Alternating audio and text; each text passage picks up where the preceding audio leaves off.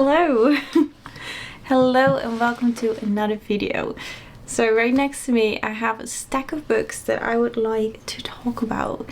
These are some books that if you don't know what to read in this great new beginning of 2026, I have here a stack of 10 books. Some of them I don't know physically.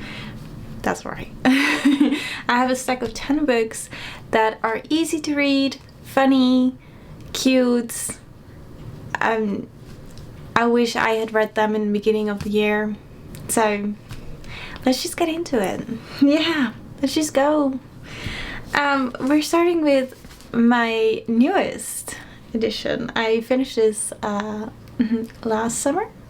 Which is The Prison Healer. I read the entire trilogy.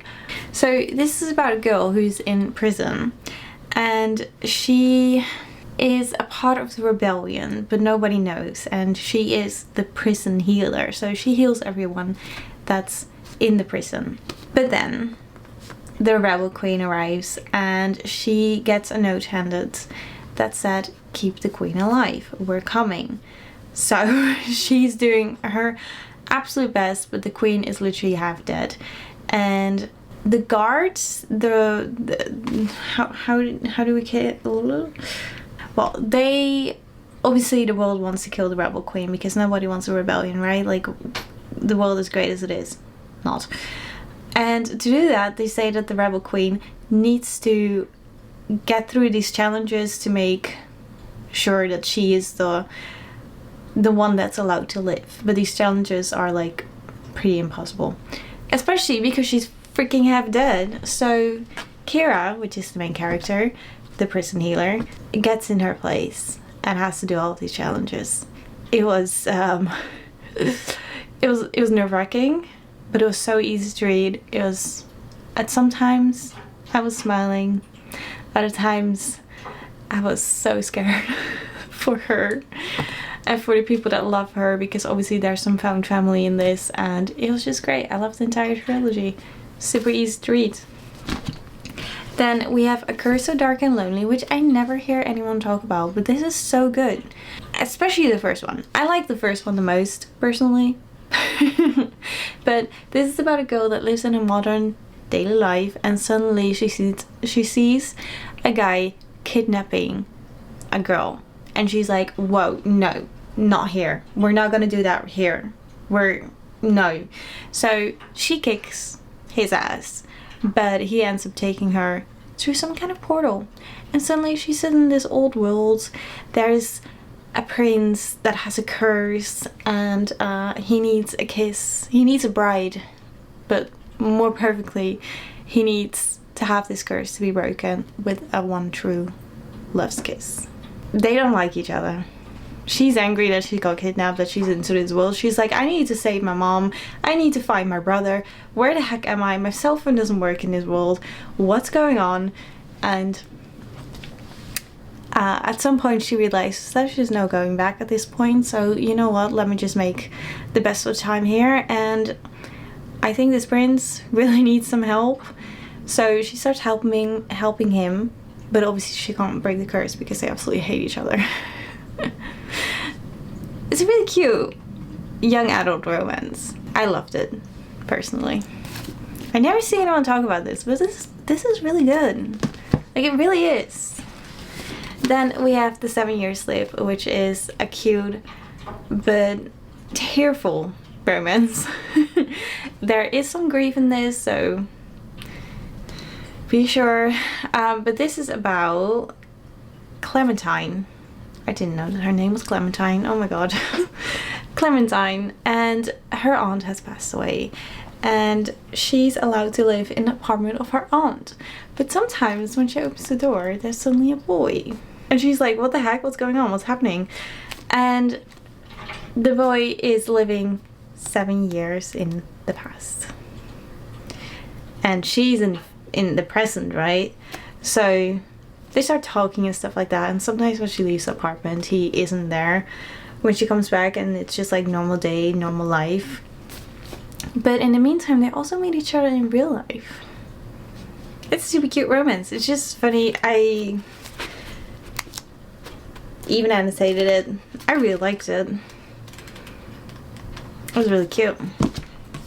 Then we have A Cozy Fantasy Legends and Lattes. This is about a orc. I actually have no idea what an orc is, but she's a barbarian. She used to kill people as a job, an assassin pretty much.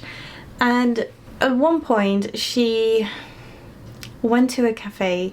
Oh well, she smelled the cafe because of the coffee, and that was the first time that she felt safe and comfortable. And so she starts opening up her own coffee shop. And with that you have obviously like obstacles and things happen and found family. It's really cute. It's really easy to read. I read this while I was in my reading slump and I still gave it, I think, 4 stars, 3.5, something like that. Really good. Then we have the Amberglow Candy Store, which is a Japanese story, I believe. In this one there's this fox that owns an candy store, and some people have some big troubles, pray at a shrine, and suddenly there's this opening and they go through that and there's this whole town and there's this store, and in the store there's multiple different kind of candies that could solve their problems. So they end up buying them and they take them and it solves a little bit of a problem. But it's just like a cute self-help kind of book, because at some point you realize that it's not the candy that's doing it, but it's mainly just you and the way that you're relearning how to communicate some kind of problems, because you just need to talk about some things in life. It was really cute. I read it while I was in a reading slump again. Still enjoyed it. Gave 4 stars. Then we have The Storied Life of A.G. Vickery, which is about a bookstore. And there's this grumpy old man that doesn't really care about life, but he does care about his bookstore, and the bookstore is kind of going downhill from this point. And suddenly he sees the baby on the floor, a child, a 2-year-old, and with a note, please take care of her, something like that. Yeah. So now he needs to take care of his bookstore, who's pretty much falling apart, and a baby, and in the meantime something is getting stolen from him. That sounds quite intriguing to me. I don't know. It was a really cute, lovable story. I would really like to reread this, to be honest.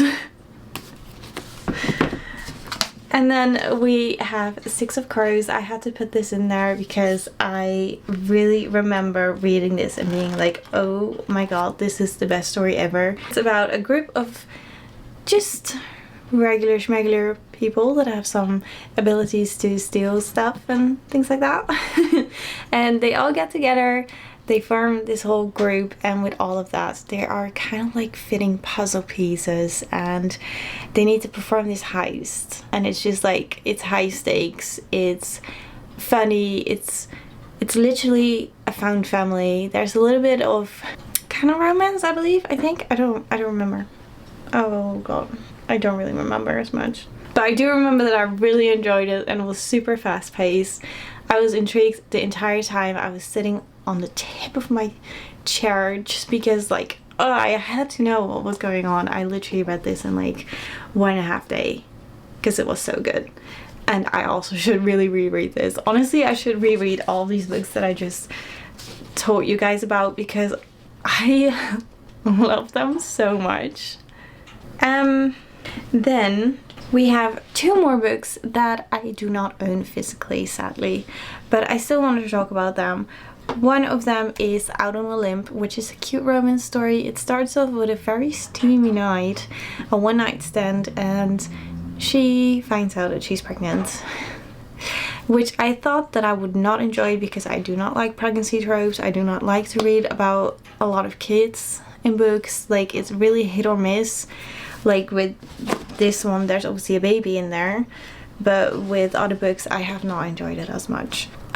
So she tells the guy that she got pregnant, and you see them going through this whole process just together. He's like, okay, I'm gonna help you, this is also my kid, like I want to take care of you and the kid.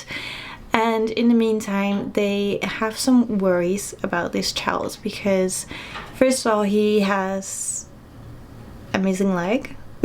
He lost his leg due to health issues, and she has a tiny hand, like something is like her hand is not fully developed when she was fetus, so they're kind of both struggling with all of that, plus like the steamy romance that suddenly turned into a pregnancy, and they start to get to know each other, and it's just a really cute romance. I think I should actually buy this book and reread it. I really want to make this year a whole, like, just rereading everything. And then there's also one physical book that I don't have, which is Belladonna, which is a gothic romance. It's about this girl where death follows her around, and her aunt passes away, which means that she has to go to a new family.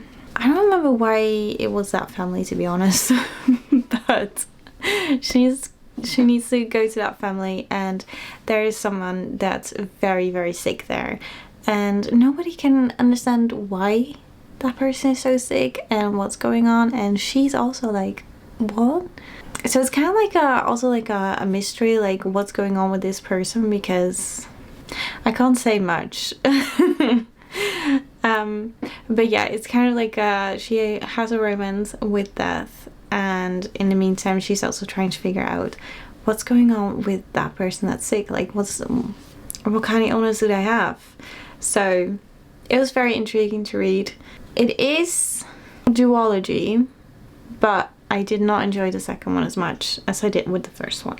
So and then the last one that we want to talk about is Divine Rivals, which I also don't own physically because I listened to it as audiobook on Storytel. But I just remember, like, I loved being in that world of gods that are just like, they're having a war, and they're these two characters that are with the newspaper, and they need to write about this war without like showing whose side they really are on. And in the meantime, I don't remember her name, I'm so sorry, but she has a typewriter that sends letters to, well, she was always thinking that it was her brother that she was sending the letters to through her wardrobe, but she actually sends them to somebody else, and in the meantime they form this connection, and but she's also like, where is my brother then? Because I'm now writing to you, but I want to hear from him, and I need to know where he is.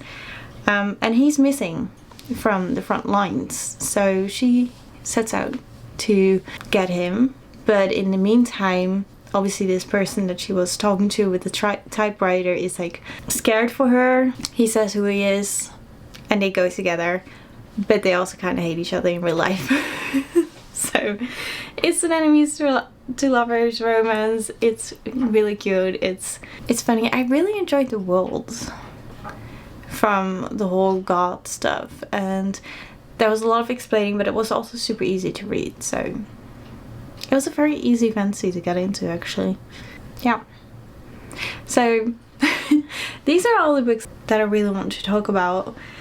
Books that I think that are just easy to read, to start the new year good, to maybe if the first month of this year wasn't as great, maybe the second month you could pick up some of these books and be like, oh my god, I really enjoyed that, I really loved it.